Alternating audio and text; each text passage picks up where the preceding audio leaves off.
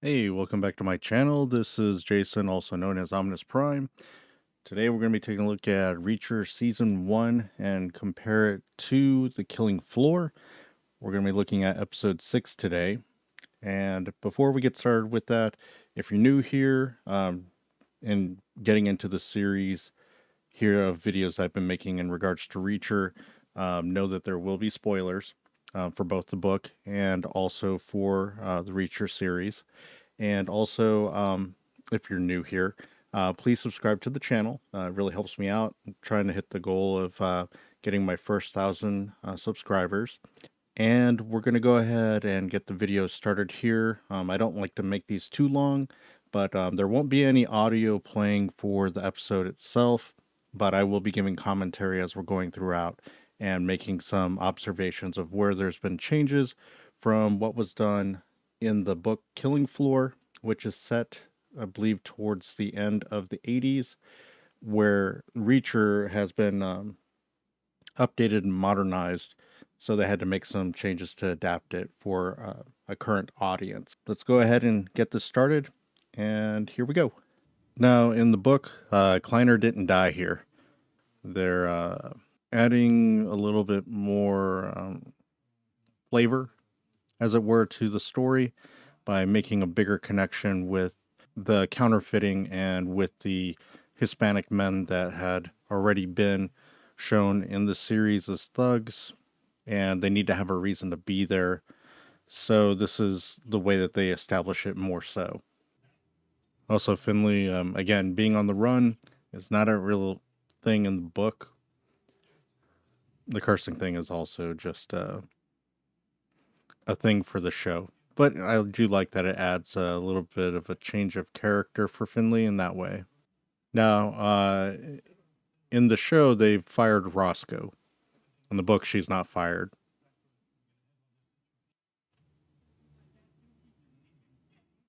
And Kleiner Jr. does not do this in the book whatsoever because, again, Kleiner Sr. has not died.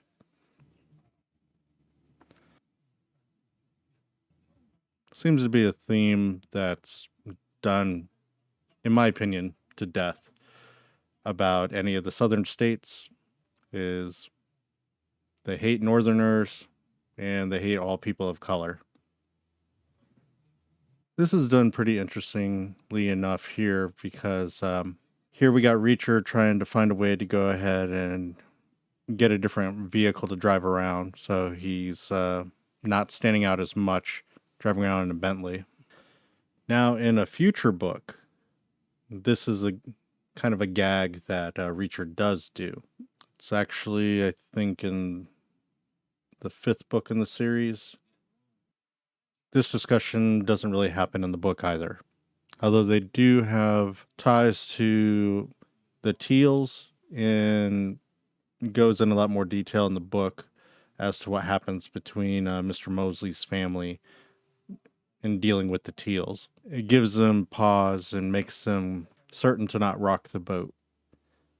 Plus, in the book, they've been paid off by Kleiner's charity fund that they have set up for the city. So he's basically getting paid just to exist in the town. So in the book, he's not too broken up about that part.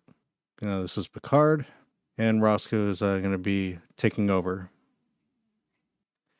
In the book, you don't really get much of this interaction because it's told from the viewpoint primarily of Reachers. So when she goes off to be with her and subbing for Picard, she's effectively just removed from the story at that point until we get towards the end. Picard's description is a bit different in the book. He is tall compared to the ladies here, but he's supposed to be actually bigger than Reacher by a bit, just in mass, enough that it puts Reacher where he feels like there might be kind of like an intimidation factor just on what he could possibly do to somebody if he wanted to. This is more of a character building scene, as it were, between these two. In the book, for the most part, Reacher is doing his own thing.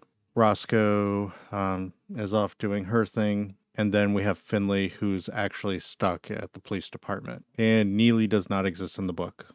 The long story is just for the TV series. It's not really a thing in the book. Now, this story here, I don't know if I find it actually interesting. It's just something that adds, I guess, a few layers to the characters, but I don't know if it's necessarily needed.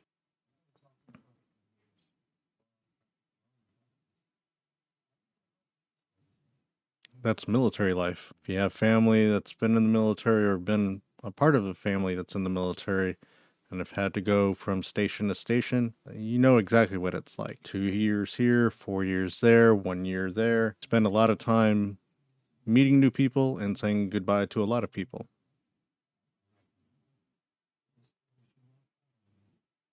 And that's what happened in the book. Here they decided to go with that she died. It does make Finley a little bit more of a tragic character, but I don't know if it's necessarily the best choice because I believe what they were trying to tell in the book is when you choose a life of being a cop, that it's hard on a family and it can ultimately result in your family falling apart because you're having to make choices for the work versus what you should do to go ahead and maintain your family. Walking that kind of tightrope could be pretty dangerous for a police officer or a person in the military. With growing up in the military for myself, I found that that's where the support network really helps out. There's a lot of effort that's made by the other families that are in the same situation to come together, do different events. There's a bunch of different kind of clubs that you can participate in, and it makes you part of the community. And we all kind of bond together in that way because we're all in the same boat.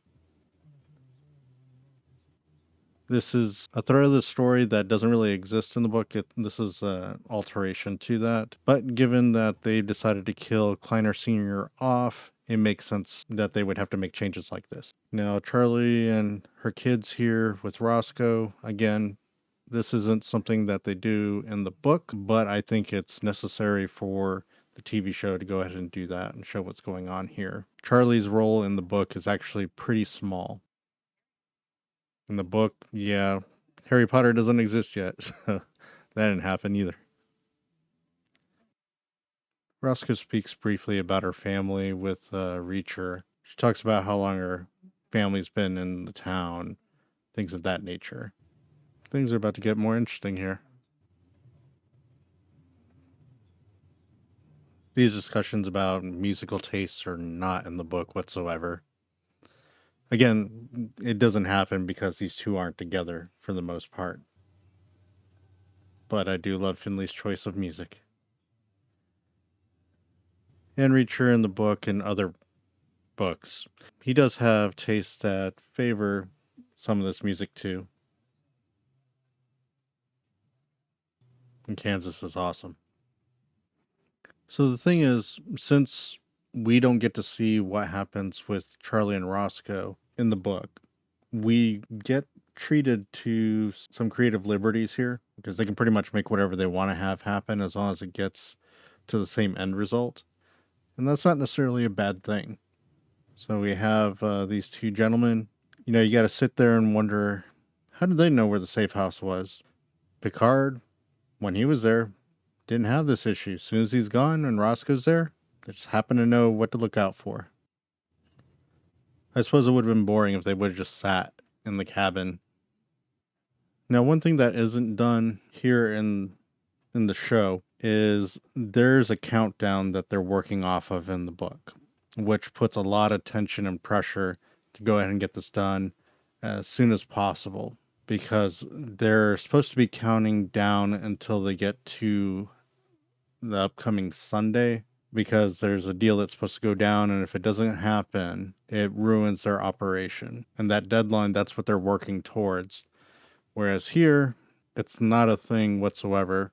They kind of hint at it in a way with Kleiner Jr. driving off in that truck earlier, trying to make deliveries, and Finley's assumption that they're running low on counterfeit bills. Now, when we get to the last episode, we realize they're kind of wrong.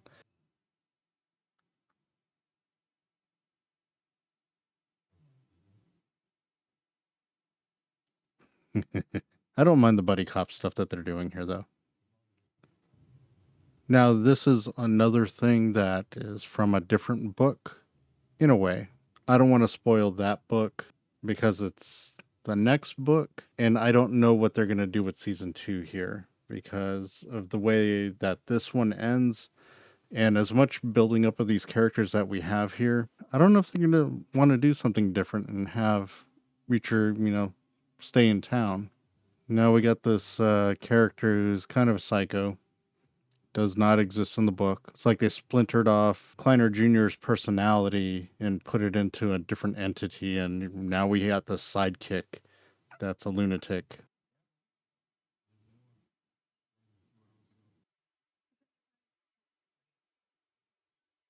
This does happen in the book. In the book, this is the direction they go with to try and figure out what's going on. It's important that they talk with them to have a better understanding and understand that what they think is going on is not what's going on, especially with the clues that Joe Reacher left, which is the E pluribus unum, many from one.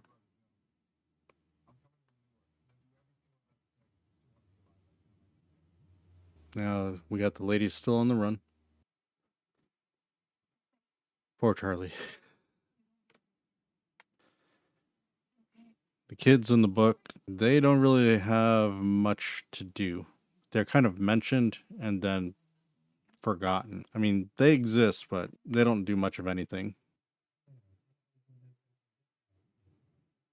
TSA, not a thing in the book. It's pre 9/11. Now in the 80s, I believe they did have what's called air marshals. I think they still have them today. If you need to know what an air marshal is, I'm sure you can Google that one. And I believe I mentioned in a previous video that Charlie here in this story knows what's going on. Now they're still working under the assumption that Hubble is dead, Paul Hubble.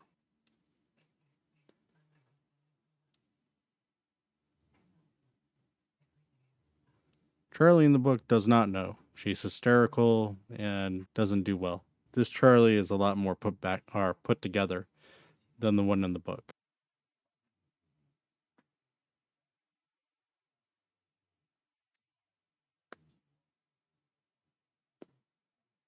This meeting does happen in the book.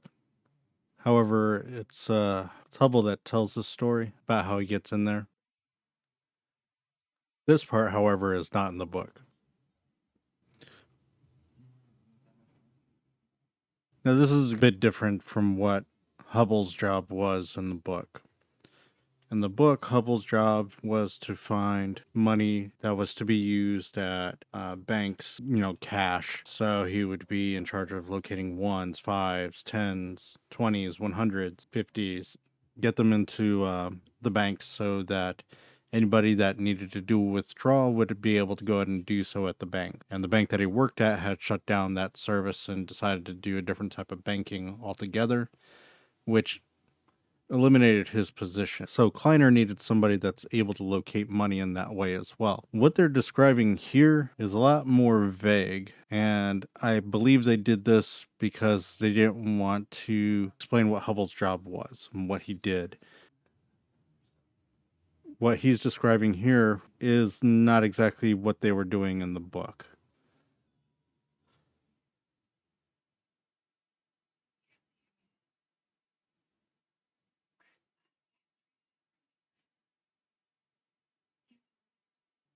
Didn't happen in the book that way. He had the threat of it, and he also knew the number of people that were involved.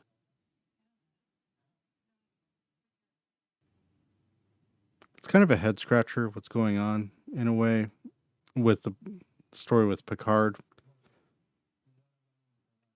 I know they have the freedom to kind of do and explore different things with the characters, but for those that don't know, spoiler,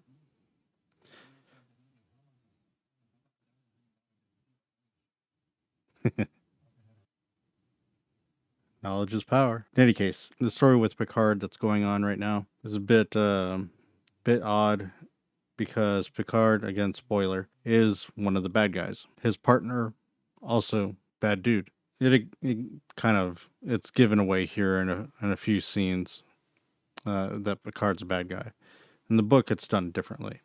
But what I'm getting at is if Picard wanted to, he could take care of Charlie and Roscoe and the kids. There was no need for anybody else to show up. They already trusted Picard, and he could have just managed to take them out. His partner was the one that was investigating the chemicals that Kleiner used to run. They talked about it in the last episode. His partner got eliminated. In the book, it's not as elaborate as all this.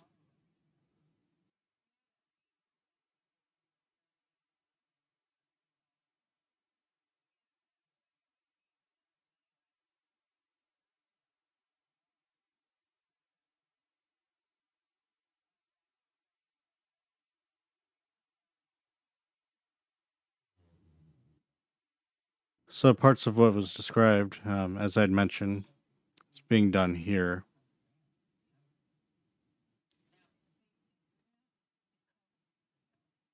People watching this today, and talking about my video here, may be disputing the stableness or stability, as it were, of the US dollar.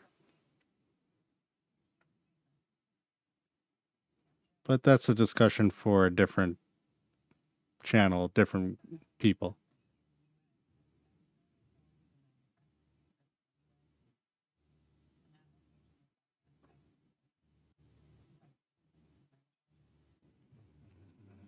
Mm-hmm.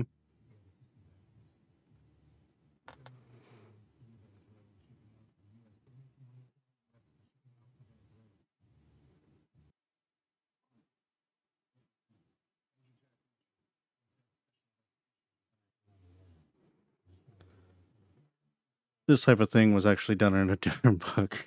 Some of you that are familiar with the series, you can see that they've kind of doing calls to the other books with some of the things that they're doing here. So I don't know how many seasons we might get of Reacher, but a part of me is thinking that they may just stay in Margrave with the characters that they set up here. Just have different adventures take place there in Margrave. Spend all that money on that. Of course, it's a counterfeit. Reacher's not comfortable in these types of clothes, but he doesn't really do laundry either.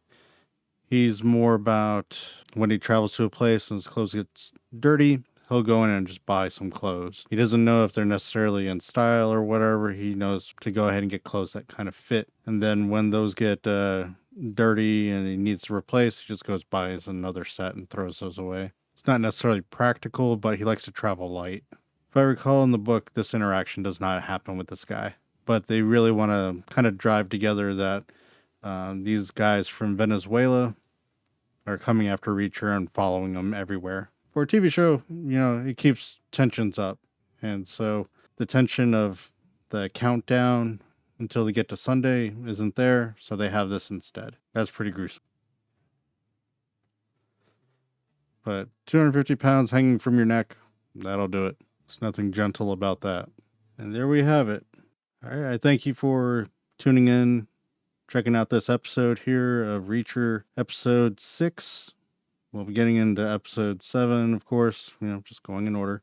There's 2 more episodes that are left, and then we'll be able to go and wrap this series up. If you liked what you watched here, leave a comment down below. I appreciate that. And if you enjoyed it and think somebody else might, go ahead and share the video. Again, subscribe if you haven't subscribed yet to the channel. And there's a bell that you can hit if you want to get notifications about my videos. I do videos for TV show reviews, toy reviews, video game reviews, some gameplay videos as well. And that's pretty much what's going on here with the channel currently. And if you have any suggestions in the comments, go ahead and leave them there. I'd be happy for it. Until then, have a good day.